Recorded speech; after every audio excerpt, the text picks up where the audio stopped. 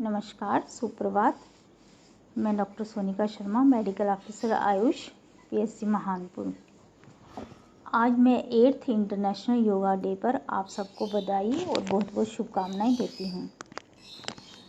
आज एक बार फिर से मैं आपको योग के बेनिफिट्स के बारे में कुछ बताना चाहती हूँ।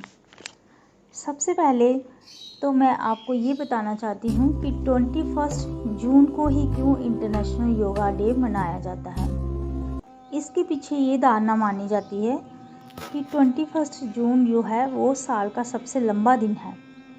इस दिन सूर्य की रोशनी अधिक देर तक पृथ्वी पर रहती है, जिससे ये धारणा जुड़ी हुई है कि जिस तरह से ये दिन अधिक लंबा है और जीवन में प्रकाश अधिक देर तक रहता है लोगों के दिनचर्या में, उसी तरह से योगा करके मनुष्य एक लंबी दीर्घायु जिए और खुशहाल ज़िंदगी जिए। इसी धारणा को मानते हुए 21 जून को ही इंटरनेशनल योगा डे मनाया जाता है। अब योग क्या है? चित्तवृत्ति निरोध ही योगः। इसका मतलब है किसी इंसान का शांत और एकाग्रचित्त मन।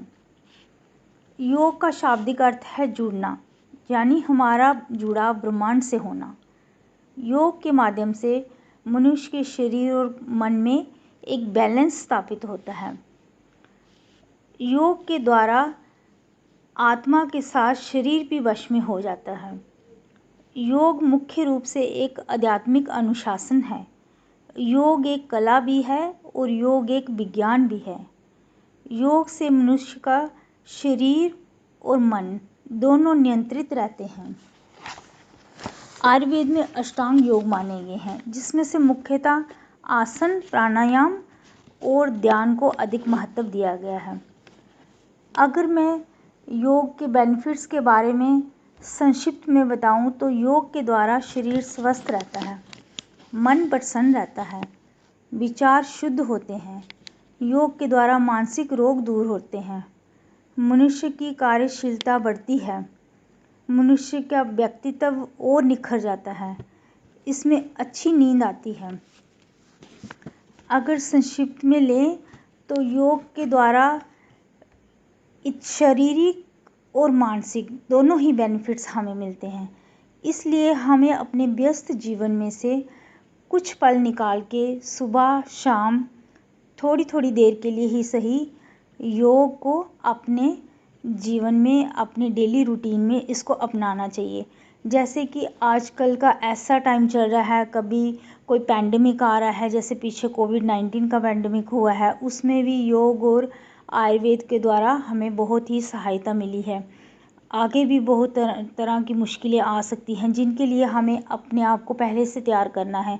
अपने शरीर की इम्यूनिटी को इस तरह से बढ़ाना है कि कोई भी प्रॉब्लम आ जाए, कोई भी वायरस आ जाए, कोई भी प्रॉब्लम हो, हम उससे अच्छी तरह से लड़ सकें। और ये तभी होगा जब हम डेली रूटीन में योग और आयुर्वेद को अपनाएंगे।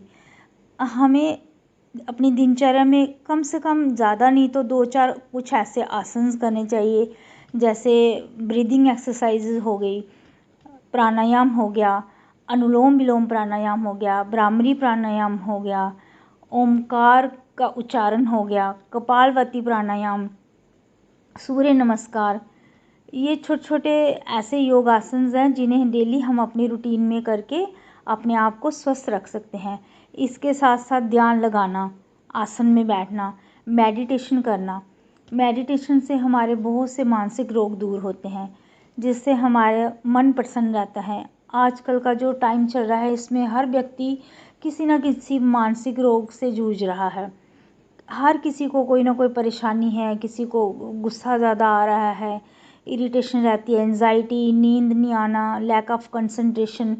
इन सब को दूर करने के लिए हमें ध्यान लगाना चाहिए। कम से कम 5-10 मिनट, 15 मिनट, जितना आप टाइम निकाल सकें, सुबह शाम ध्यान लगाना चाहिए। इससे हमारे मानसिक रोग दूर होंगे, हमारा मन स्वस्थ रहेगा, शांत रहेगा और खुश रहेगा।